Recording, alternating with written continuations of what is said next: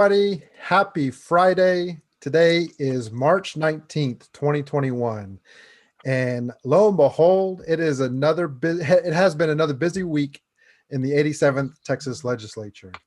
We're really excited to be with you today because we're going to have a great conversation around some very important critical areas in the process with the state legislature. First, I want to introduce our reproductive rights huddle leader, Cheryl Foster. Cheryl, how are you doing? I'm great. And we also have Vanessa McDougall is our huddle leader for immigration, but also helps support the reproductive rights, wearing multiple hats here today, right, Vanessa? That's right.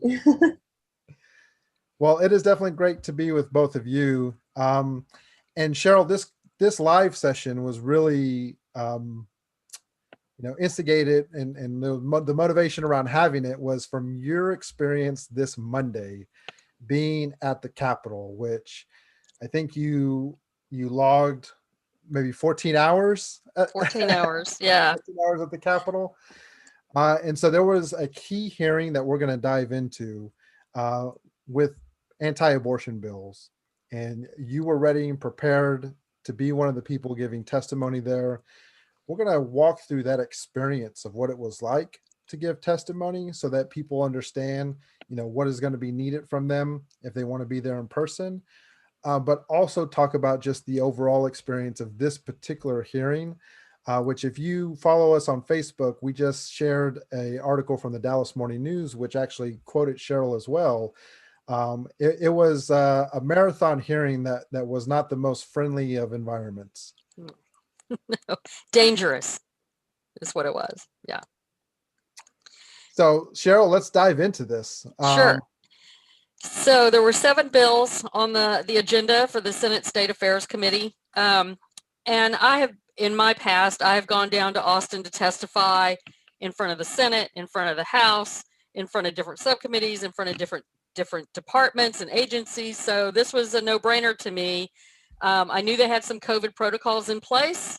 I was willing to go test them and see what it was and do my duty and sit down and testimony to those hearings. I just want to go over some of the COVID protocols, and specifically these were to go and work in the Senate. The House is doing all their testimony online. They've got it together. The Senate does not. So they are insisting on in-person testimony for their committees. When you get to the Capitol, you go in through the north side. They have a bunch of tents set up, and you get a COVID test. You have to have a negative COVID test to go in the building. It's a 15-minute test. The National Guard's handling it. It was very efficient, very friendly. It was a no-brainer, lots of space to get it done. It was easy. You cannot get in the Senate gallery or on the Senate floor without a COVID test wristband that they give you when you test negative. So that was great. Seating in the gallery was very spaced out. There was 2 seats minimum between each person. So there were not very many people in the gallery, and it was all spread out through the whole thing. So I felt really comfortable with that. I really liked that the pages were wiping down the testimony table and the microphone and the chair between each speaker as they were giving their testimony. I was very happy with that. All the staff were wearing masks. The only place where it got a little dicey was out waiting in line to get into the gallery, or just sort of out in the building. But there's not that many people there, so it was easy to space yourself out. So I felt really comfortable with the COVID protocols that they had put in, unless you've got some extenuating circumstances where you just can't take any risk. That was, I thought it was safe enough to give testimony. So I signed in at 8:30 that morning, and you have to sign a little card that says what bill you're there for, and are you for or against, or are you just registering your opinion. You kind of ask for where you live and who you're representing, and most people in public testimony just say their self. This hearing was very odd. It broke a whole bunch of conventions that I have never seen a hearing break before. First of all, was the way that they organized it. They had about 30 minutes of previous business to take on, and it started at 9 o'clock, a little after 9. They got rid of that by 9:30. They introduced each of the 7 bills. they would introduce each bill and then give invited testimony to support the bill. There were no invited testimony against any of the bills. Now, keep in mind that while there's technically 3 Democrats on the committee out of 9, only 2 are pro-choice. And those 2 pro-choice senators chose not to invite anyone to testify against these bills. So they did that for until 5:30 that afternoon. So there was a bill introduction and testimony given, invited testimony from experts to talk about each bill after it was introduced. And then at 5:30, public testimony started. And I'll give you one of the reasons it took so long is there was a 3.5 hour break for the ERCOT Senate vote that happened, miraculously in the middle of the day. So that's why it took so long to get public testimony done. It was clear when the public testimony started that they had shuffled the testimony cards so that all pro-testimony, all supporting testimony happened first. I've never seen that happen before. And it was the normal, pro-life groups speaking and this, the arguments that we've heard all before. About 8 o'clock, it was clear that they had gotten the opposition cards in the bill lined up. The difference in this case was that the opposition was not pro-choice opposition, it was abolitionist opposition. And their opposition to those bills was that they did not go far enough. So through all of this testimony, here's the other thing that was weird about this hearing. Each testimony is 2 minutes. They did not constrain or turn off the mic or stop people from going over that 2 minutes. In fact, they seemed to encourage it. Just keep talking, keep telling us what you want to say. And then afterwards, after each testimony, the senators were offered the chance to ask questions of the person testifying. Now that's normal for the invited expert with testimony. It is very rare to see that happen for public testimony. Normally it's come in, give your 2 cents worth, see you later. This was strange to me. They just kept these testimonies going for a long time. And Eddie Lucio Jr. from Brownsville, after almost every testimony, just went on this religious speech after each testimony about how fabulous it was and how, we've got to stop abortion in Texas and blah, blah, blah. I mean, he just went on and on and on. He was way out of line on a lot of these speeches that he gave after that. And that was very unusual. I've never seen that in a hearing before. So this started about 8 o'clock was the opposition testimony.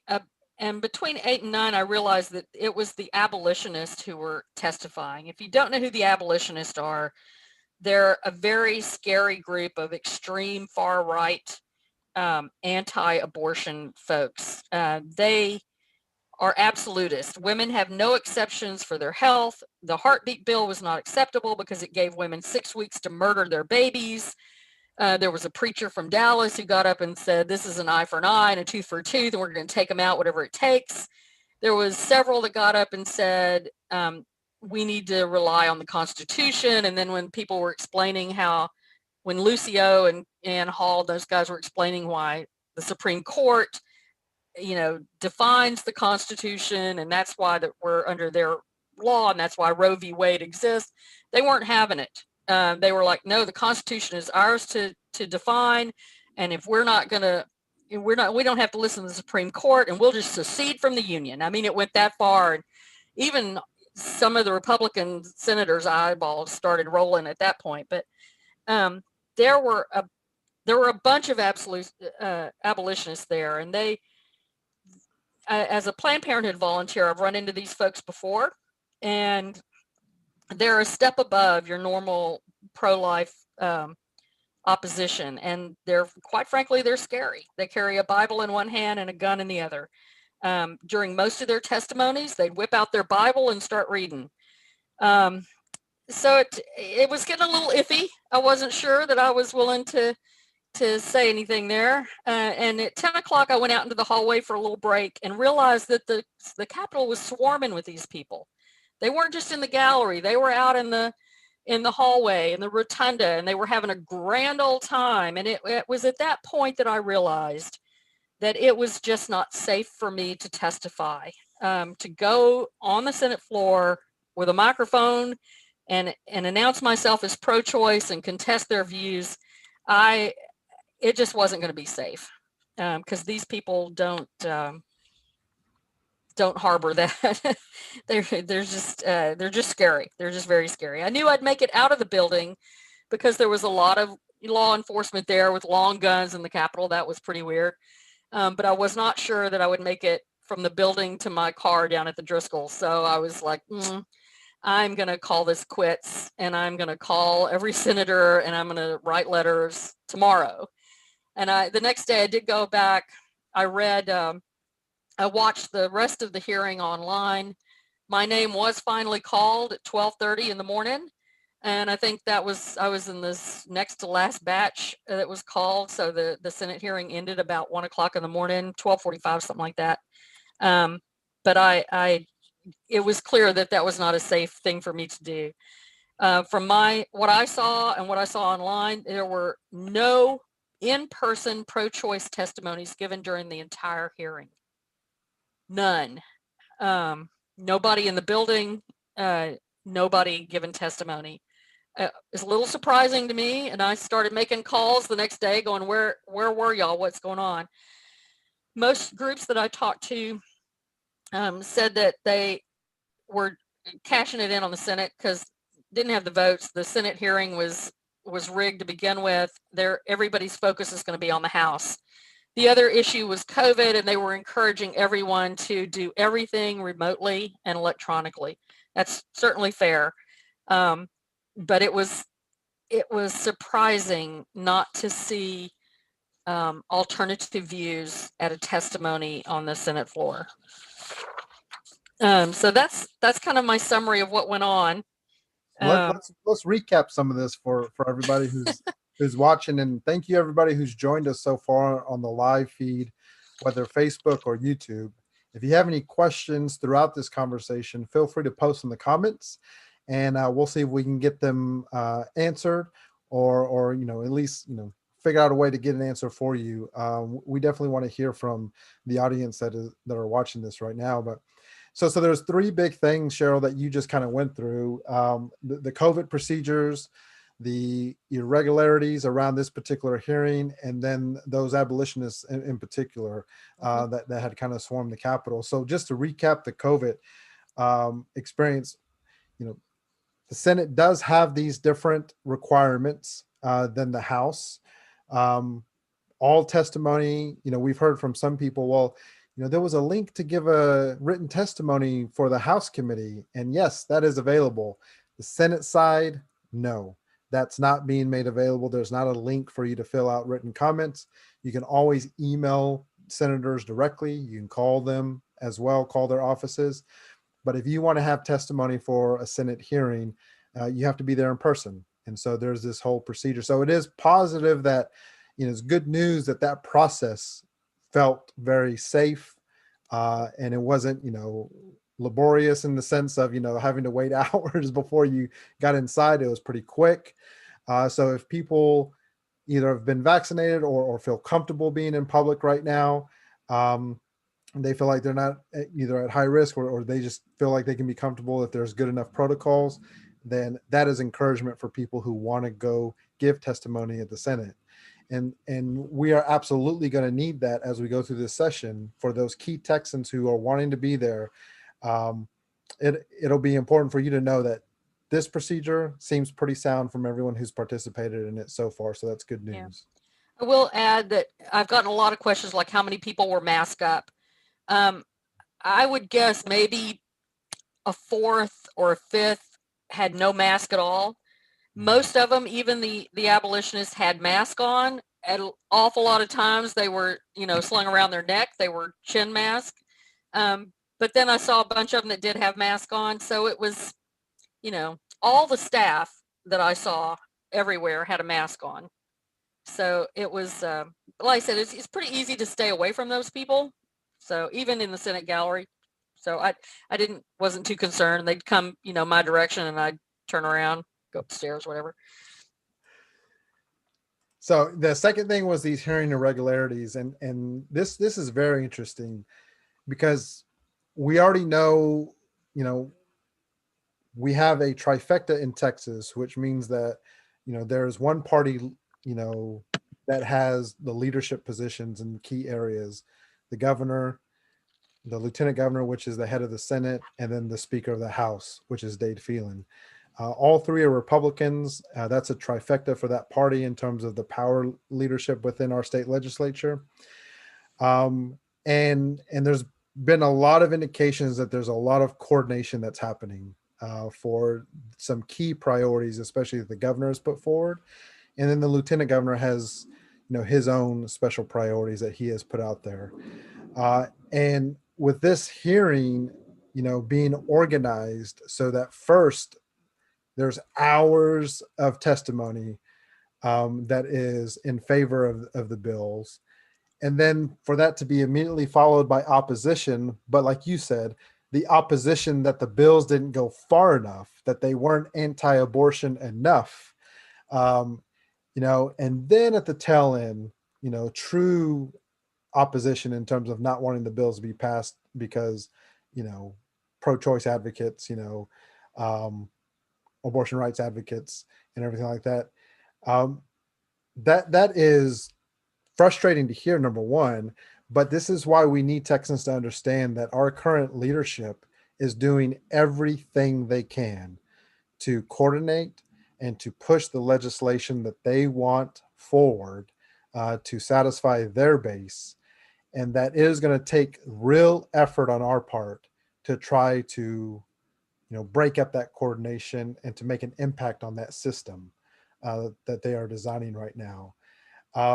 When you reflect on that, Cheryl and Vanessa, I'd love for you to jump in as well. What are your thoughts about seeing this level of coordination between the Republican leadership right now during this ledge session?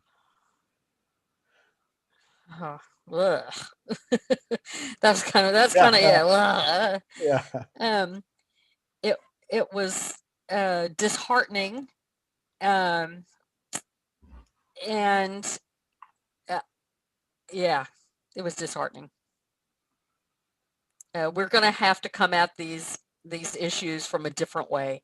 The Senate hearings were sort of a bust. It seemed to me that even Zaffarini and Powell, the two real Democrats on the committee, had pretty much thrown in the towel. Even during invited testimony, they only asked a couple of questions, and then they just they just weren't attentive enough to an opposition perspective. So it just seemed to me like they'd thrown in the towel. Mm-hmm. And looking at the way that this hearing was run, I certainly understand it. Zaffarini actually left the hearing at about, the public hearing starting at 5:30. She left, I think Powell left about 6 and got up and just left. Zaffarini left probably a little bit after that, and then came back at about 10:30 and sat in for the rest of the hearing. So, I mean, the senators always come and go during a hearing. Mm-hmm. So it was, I'm always interested to see when they come and go. But the fact that they didn't engage, I think, kind of sent me the message that this was staged and, not worth their time. Yep. Yeah, it's definitely concerning that we're seeing this level of coordination among the Republican leadership, and that this is what they've chosen to coordinate on, not the pandemic and not the electrical grid and not schools or anything that benefits all Texans, but we're gonna make abortion illegal, I guess. Well, they're emboldened by the Supreme Court. I mean, they are ready to go on that, ready and willing. And we'll talk about that when we get into the bill summaries about why they think they've got a lock on that. I don't expect abortion to be legal in Texas by the end of the year. Yeah, and I can't wait till we jump into that conversation because I know people are going to want to hear that. But Vanessa, to your point, it is disappointing to see this level of coordination for something that, you know, is already, there's already a law in the books, and this is pushing against something that is purely political and for their base, instead of the things that we know are impacting the vast majority of Texans, like the millions of Texans that incurred no electricity during the Texas freeze, all of us that have been enduring this pandemic, and all of the impacts of it, whether it's from employment or whether it's from people passing away, healthcare coverage for them, all of these major things that our state leadership is not coordinating nearly as strong, unfortunately, like we saw Monday with this marathon hearing around anti-abortion bills. And we want to highlight this. One of the things that we're hoping that this conversation will do for everybody by highlighting this is these Senate bills are going to keep coming in various ways for various issues. And we just got confirmation today that SB 7, which is around, I'm going to put quotes, election integrity and protection, because big quotes, because it's really about voter suppression is what it's about. That is going to be on the State Affairs Committee Monday. And you're going to see a lot of content from us this weekend around encouraging Texans to show up for testimony at the Senate if they're able to. And if you're not able to, you must take action, sending messages, emails, making calls, leaving voicemails this weekend and all the way up through Monday through the hearing around this particular bill. So a lot of organizations are working around that. And so this is just going to be the next thing coming down. When you talk about the sense of safety, you didn't have, Cheryl, this is something that we want to make sure people are aware. Unfortunately, we've seen this progress, especially since the January 6th insurrection that happened at the Capitol. Our state capitol shut down for several days throughout the month of January because of concerns of safety. And, when we see certain,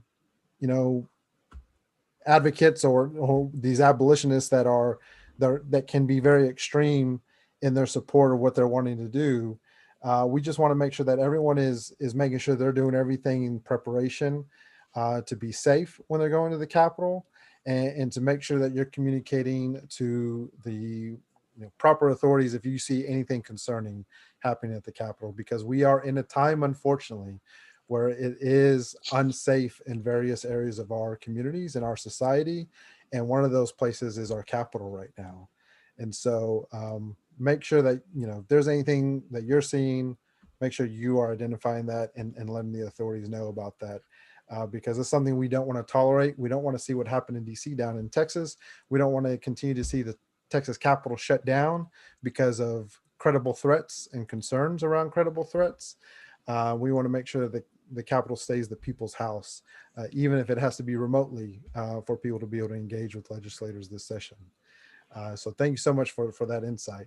Before we move on to bills, is there anything else that you would like to share? Cheryl, with this experience, or Vanessa, any thoughts you have on what Cheryl has talked about so far? I don't think so. I'm ready to talk about the bills. Well, let's jump into it. Let's talk All right. bills. Let's give us your thoughts and updates on these bills. Again, they had 7 bills that they were pushing for. Their big one, the one that they're very excited about, is SB 8. It's called the Heartbeat Bill. Bans abortion at about 6 weeks or when a heartbeat is detected. That detecting a heartbeat is not a guaranteed thing. It also includes, at no time during any of the testimony did they talk about the fetal pole, which is just a couple of cells that get together and start having electrical constraints, or not, that's not the right word. I'm not a doctor, but it bans abortion at 6 weeks, basically, when or when a heartbeat is detected. They can be elusive on ultrasounds. They believe that this bill has a better chance to survive than those in other states, though, because they've written in a lot of legal language, specifically about a third-party enjoinder language, which would prohibit the abortion provider from filing on behalf of their clients. This would require that the woman who's getting the abortion has to do the filing and has to sue and has to go to the Supreme Court now in 9 months or less, right? They've also written in some pre-enforcement restrictions, meaning that they can't file against the bill before the event happens. So I guess you have to have the unwanted child before you can file the bill. Again, not a lawyer, but they are very excited about this. The lawyers on the opposite side are very excited about this bill because of the language that they've written into it to get past that testimony and stuff. It's also got some weird stuff in there about anybody can sue anybody else over abortion. So if you get an abortion and your next door neighbor doesn't approve, then your next door neighbor can sue you and or Planned Parenthood. I mean, it's really strange. Somebody with a bigger paycheck is going to have to explain this one to me, but they are very excited about it. The next one was SB 9, which is just a trigger bill to ban abortions in Texas when Roe v. Wade is overturned. There are at least over 60 bills in the SCOTUS pipeline to do just that. So they're just setting up the dominoes to fall when that happens. SB 394 is another let's regulate medical abortion pills. Senator Lucio from Brownsville is the author of this one. Requires women to go to the clinic. They can't have any telehealth. They can't, it eliminates mail order pills, although I don't know how you eliminate that. And it bans medical abortions after 49 days, which is about 6 weeks. Current usage goes up to about 10. So that is another obstacle for women. SB 650, I think, is the most mean-spirited bill in the whole thing. There was a loophole in SB 22 from the last session that cut off cities and municipalities from working with abortion affiliates and or providers. And a lot of cities use Planned Parenthood for sex ed, for STI screening, for supportive stuff, not for abortion, but that doesn't matter. And so that cut them off from that resource. And so Austin City Council decided to put in 150,000 plus, although in the testimony it went everywhere from 150,000 to 600,000. And they put in money to help women who were coming to Austin for multiple days to get their abortions. There were things like childcare, transportation, hotel rooms, things that they needed to have to get their abortion because of all these obstructions that they put in. It was interesting how they got around it. They gave the money to Jane's Due Process and a couple of other women's support groups to get that money to the women who needed the help. Well, Donna Campbell, the author, was not happy about that, and she's determined to fix that. The next one was SB 802 called Emma, Every Mother Matters. And it requires, this one is, I find, very terrifying from a client's perspective, from women who have to get abortions. It requires women who are considering abortions to have counseling. The counselors would be pro-life counselors. They're not allowed to mention abortion. Women would have to contact the counselor, who then assign them a red tag number that's going to be in some agency database. It's going to be flagged, and then there's, then the abortion provider, I think, could go into this strange database, find this red number. I mean, it gets really iffy on security and HIPAA and all that. Data security is a huge concern, especially if these women have to call a pro-life counselor. Then that counselor's got their information. That counselor is going to know who they are. And then what? If that counselor is one of these abolitionists or other pro-life groups, those women are just going to be fodder for these people. And their security at that point becomes a real concern. So I'm I'm quite frankly find this bill to be very insidious and very scary from a client perspective. And as a former volunteer at Planned Parenthood, the HIPAA rules and the confidentiality of this procedure were number one in our book. And this blows a huge hole in that. And it scares me a lot. A lot of their reasoning for having this bill sounds great. A lot of their testimony was like, if I had only known that I could get free food, if I could only known that this, if I had only known that, I was like, but my response to that is, if we had a functional healthcare system, maybe expanded Medicaid, then maybe you would have known. But right now, these women are on their own for healthcare in Texas. That's just the way it is. So a functional healthcare system would certainly fix this bill without blowing through the security holes in it. Yeah, I agree with that. The security aspect of this sounds very concerning to me. I mean, we've seen so many huge data breaches in recent years, everybody from Hilton to Target to the Office of Personnel Management, did you guys, losing everybody's security clearance applications, and these were from organizations that have all the motivation in the world to protect the information. And these would be organizations who might be motivated to expose it. Yep, to let it go. Yeah. When questioned about this, the author of the bill is Senator Paxton. Yes, you've heard that name before because she's the wife of the Attorney General. Indicted Attorney General. The indicted Attorney General. Under FBI investigation, attorney. Sorry, I can go on for a while, so we'll stop there. So she, when questioned about this by Senator Powell, she goes, "Oh yes, we're very concerned about security. Everyone is concerned about security." Well, yeah, that's nice. The next bill was SB 1173, prohibits discriminatory abortions. So if you couldn't abort because you're having a girl instead of a boy, but what it really gets down to is you can't have an abortion if there is a birth defect. And of course, they brought in all their Down syndrome kids to talk about it, and that's the whole purpose of this bill, is to stop women and families from choosing to abort based on a birth defect that they didn't think they could handle. They were also very excited about SB 1647, and they called it the Pro-Life Omnibus Bill. It includes the ban on discriminatory abortions, it includes a heartbeat provision, and it bans all abortions with a trigger provision that's tied to the Supreme Court. So they were very excited about this one because it included everything that they wanted. So we shall see. That's the bills that they went through.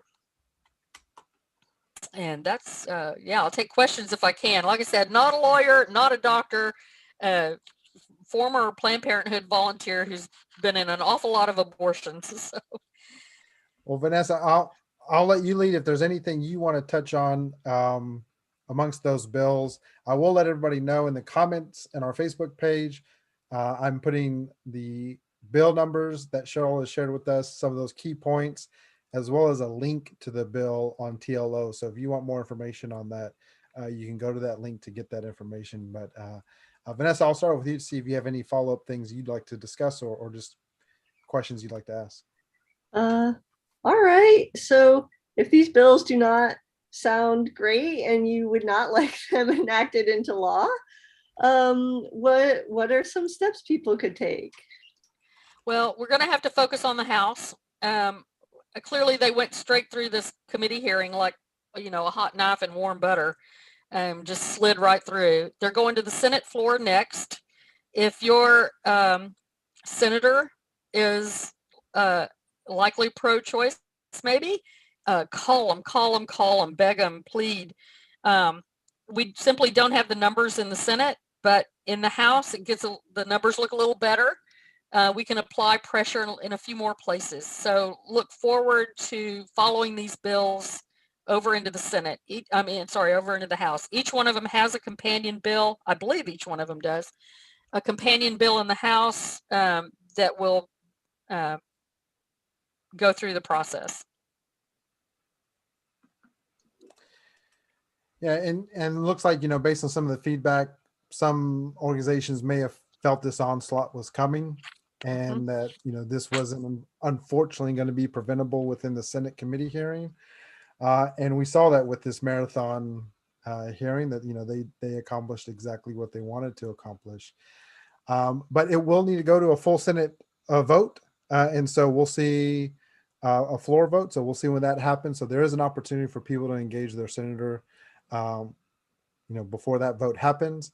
But like you said, Cheryl, the House is going to be so key for us. And, with so many things happening right now, and the way the Lege is going to move so fast over these next, couple of weeks, next couple of months, it'll be important that we don't lose sight of these particular bills and the companion pieces on the House, because, it could get the attention lost, and unfortunate traction can be made. So that's why, if you're interested in this issue, and if this issue is really important to you, reach out to us, be a part of our reproductive rights huddle. I know Cheryl would love to have you, so we can continue to do work and organize around some effective actions that we can take to help hopefully slow this down from getting anywhere, any real place within Texas. Yeah, I don't want to leave people with a completely morbid outlook in the future. There are a couple of pro-choice bills. HB 3825 by Ramos is called Choice of Provider, that would restore funding for abortion providers for not just abortion, but STI testing and women's health care and stuff like that. There's also HB 4389 by Howard. It's called Abortion is Healthcare Bill. And that effectively rolls back 15 years worth of obstacles, like the sonogram and all this other stuff, rolls all those back. And so the bills are out there. They are ready for us to take over the Senate and the House so that those bills can pass. They're written, they're ready to go. I don't know how far they'll get this time, but they're there. There's also another one called Rosie's Law, HB 1362, also by, let's see, that's Cole and Eckhart, and it helps reinstate Medicaid insurance coverage for women. So that would be good. There's several other pro-choice bills, but those three are the big ones that the pro-choice folks are working on. And just for people who are, looking at some of these bad bills, if they get passed, just want to touch on again that the Supreme Court is where ultimately this fight is probably going to end up. Oh, no doubt. And people are going to be challenging, if any of these bills pass, people are going to immediately challenge this in the judicial branch. But there's already bills lined up in the Supreme Court that over this next year, we're going to have to see what's going to happen at that level. And Texas, unfortunately, is being used as one of those states, and we have been the state where, we are experimenting with seeing how far we can push the limits on certain bad legislation. Yeah. And thankfully it's been stopped in a lot of different ways, but unfortunately there is bad legislation that does stay and does stick.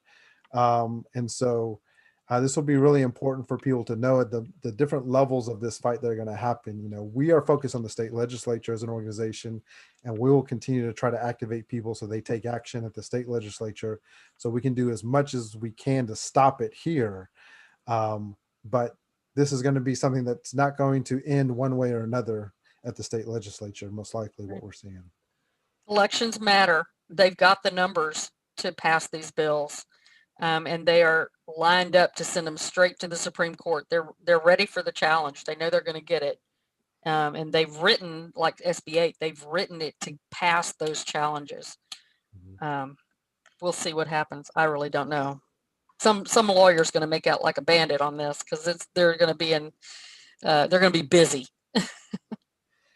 Yeah, and if you are connected with a organization that is also fighting along, in this space and trying to stop bad anti-abortion legislation, reach out to us. We love to connect with you. to make sure that we are doing everything we can, and the coalitions that are out there working together, making sure that there's anything else that we can do throughout this process, that we're all informed so that we can be as effective as possible. And the key, though, the key of all of this is that the CTAs that we put out for people, and the CTAs you may see from other organizations that you follow and you really care about, for the state legislature, it is absolutely important to complete those CTAs. And these are calls to action. And a lot of times a call to action will be as simple as contacting the committee members to show support or opposition of a bill, or contacting your own senator or representative within the state legislature to advocate for a certain position on a bill. And they need to hear from us en masse. They really, really do.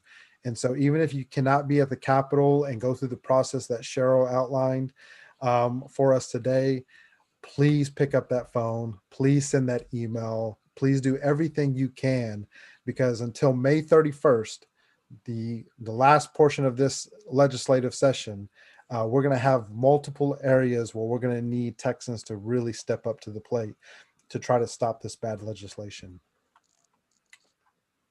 Thank you for your help.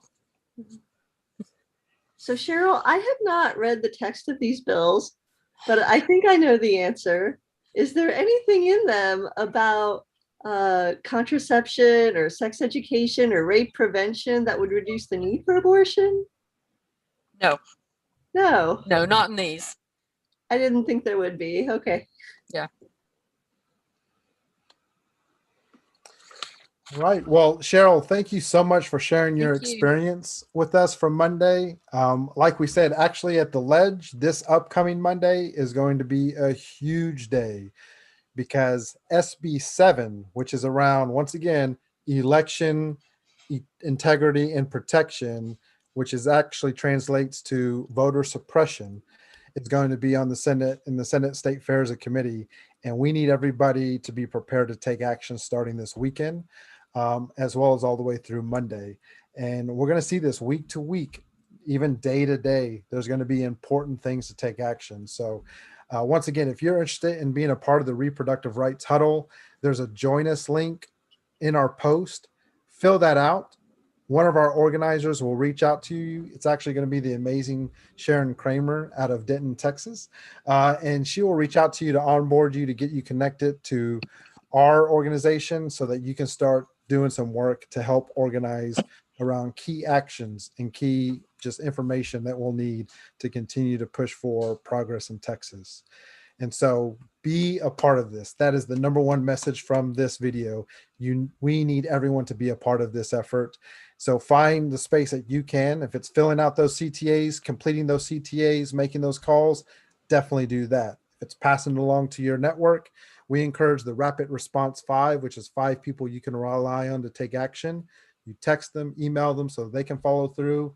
It can move forward that way. And if you want to jump in a little bit more advanced, join us, be a part of our organization, and be a part of the Reproductive Rights Huddle. Cheryl, you're amazing. Thank you so much for the awesome work that you are doing for Texans all across our state. Vanessa, thank you so much for being a part of this conversation too, and all of the amazing work you do. We'll be seeing you guys soon. Stay tuned. Keep following us. Keep taking action.